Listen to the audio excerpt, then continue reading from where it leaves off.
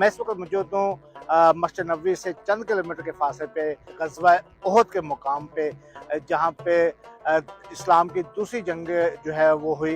उहद पहाड़ जो है वो मीलों फैला हुआ एक ऐसा पहाड़ है जिसको सऊदी गवर्नमेंट की जानिब से जो रोशनियाँ लगा कर जो है उसको वाज़े किया गया है, और ये पहाड़ी सिलसिला जो है ज़ायरीन को दूर दूर तक जो है ये वाज़े तौर पर रात के अंधेरे में भी वो नज़र आता है।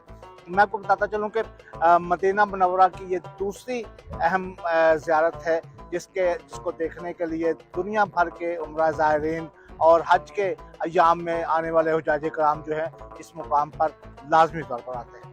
इस मुकाम पर एक अजीम शान जो है एक मस्जिद है उसको तमीर किया गया है। इस वसी व अरीज़ मैदान में नए तर्ज तमीर के हवाले से अगर बात की जाए तो मुख्तलिफ मार्केट्स यहाँ पे बनाई गई हैं।